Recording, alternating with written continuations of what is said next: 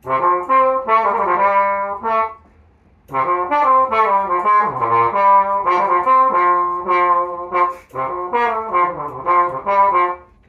YouTube, welcome back to another video. Today, I want to talk to everyone about my entire instrument collection. I'm going to go through every single one. I'm going to try and do it very quickly. And yes, I'm actually going to edit a video for the first time in a very long time.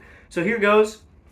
First instrument, my Liedl B-flat bass trumpet. Love this thing. I haven't really played it that much outside of like duets and stuff, but it's a very good instrument. Makes a great sound. It's easy to play and was super cheap. And I just cannot imagine being able to replace this for what I got it for. Next, in ascending size order, is my Bach LT16M.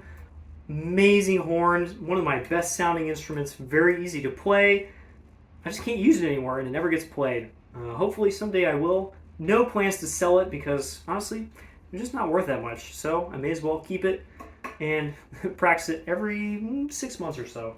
After the 16, we got some more of the same size instruments, but with F attachments. We got this King 3BF from the 70s, kind of like late 70s, I think, because it's got this linkage, and it still has the 90-degree wrap here. This horn I got for very cheap. It was super beat up, and still is pretty beat up, but the slide feels great now, and honestly, this is one of my best trombones, and I have no intent of selling it because it was so cheap, and I feel no qualms about beating it up. I have another King 3BF from the 70s. This one's a little earlier because it has the earlier linkage. This one's also quite good. I have a different lead pipe in it.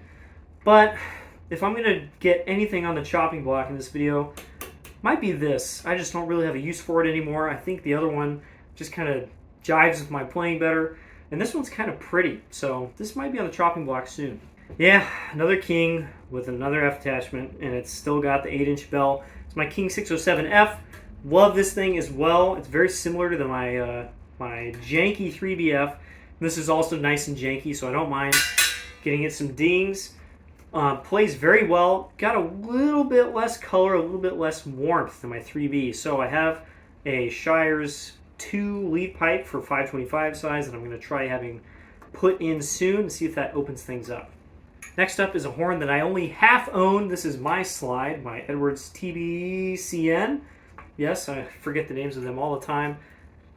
Wide nickel crook, of course, very similar to kind of a Bach slide-ish, on a Bach 42 AFG bell section. I'm borrowing this. Beggars can't be choosers. It gets the job done. Might not be the instrument that I would choose for myself. Next up is a bass that is halfway on the chopping block. I either want to sell it just like this because it's a time capsule instrument, or whoop, on the other side, I'm going to hack it up and put 2 valves on it because this thing is awesome. It looks really good, but it also just plays really, really well, and I can't justify keeping it around as a single because it's just useless to me as a single. So I either sell it like this, no skin off my nose, or it gets 2 valves.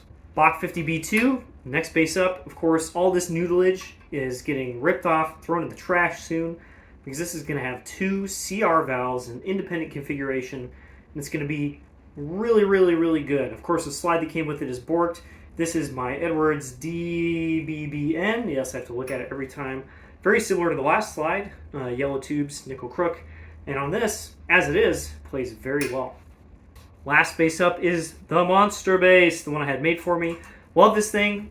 Got some quirks. For instance, when I took it to Picorni, I used my cut bell, of course, and the cut bell does not work with my Shire slide. It just played like total crap, so I had to use a different slide. And right now, second valve being slow. Why is it being slow? I just cleaned it. Anyway, probably my fault. Lots more noodles on this one.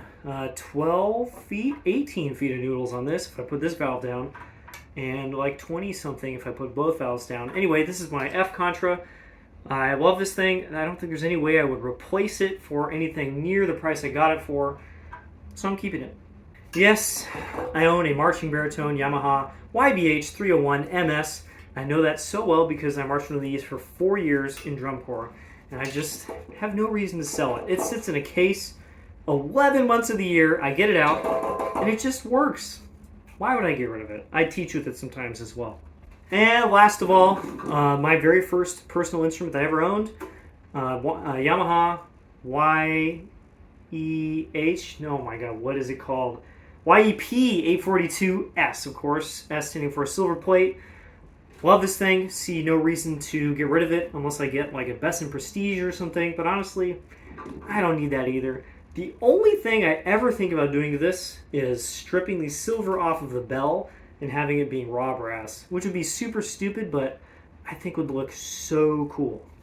And that's it. That's all my instruments, beginning and ending with my bass trumpet. Put a little Joy Spring with the Harmon mute, which is pretty neat. I didn't know I could use that until I just tried it right now.